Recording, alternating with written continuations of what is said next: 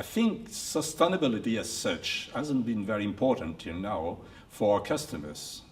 But it seems that it has changed, I would say, for the last 5 years, especially for the big customers, meaning, for example, restoration companies like Sodexo, like Elior, Compass. For these people, it's very important for their customers that they have implemented a strong, sustainable fisheries policy. Well, the commitment we have is to do something which aims at improving the situation. The idea is not to say, well, this is not sustainable and reject it. The idea is to say, well, we identify the different types of fisheries and classify them, and what is definitely unsustainable, we reject, we stop buying from them. For the rest, the idea is to promote what is good and try to improve the situation for the rest. Meaning we have classified the fisheries in 4 categories. Red is unsustainable and we have to stop working with them. On the contrary, green is sustainable, meaning it's MSC improved or ASC certified. Second is yellow, which almost the same with other certification schemes. And the rest, most of the fisheries are in the orange category, which is, there is a lack of data, it's not well done, but it's definitely where we can do something to improve the situation. What we do represent in this fishery, what is the power we have towards our suppliers. The question also is to know what is the size of the fishery. If it's a small size fishery, and we may have sometimes sufficient leverage to push our supplier to improve the situation and to, for example, participate in a FIP, in a fishery improvement project, or HAPES, aquaculture improvement project. 2 different fisheries in hake, the one in South America, Uruguay and Argentina. And we discussed this morning about Namibia, which is different hake, and where there is something to be done locally with the producers.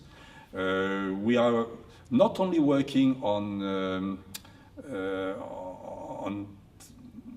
sea coat fishes, but we are thinking about possibility in pike perch in Kazakhstan. And also we are interested in participating in APES, meaning aquaculture improvement projects, for example, in Pangasius in Vietnam, or shrimps in Vietnam too.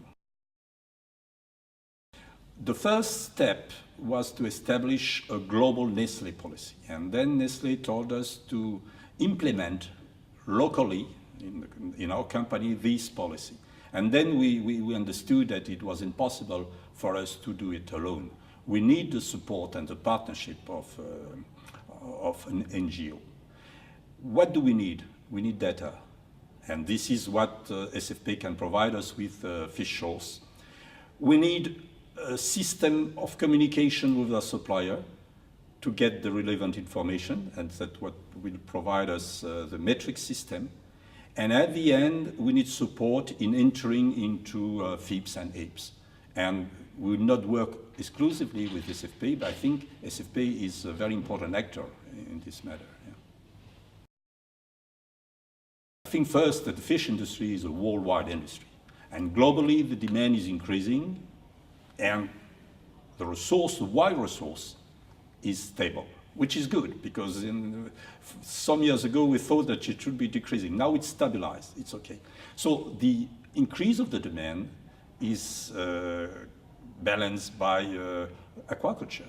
And it's true that for us, farm fish represent not far from half of the supply, which is important. So where should we make a special effort? Of course, on aquaculture. And that is more difficult because, for example, when you think about farm fish, you have to think about the feed given to these farm fish, which is something we have to take into account. So, for example, we will participate in HAPE on Pangasius, and we will ask our supplier to participate in a FIP on fish FIP when they're producing Pangasius.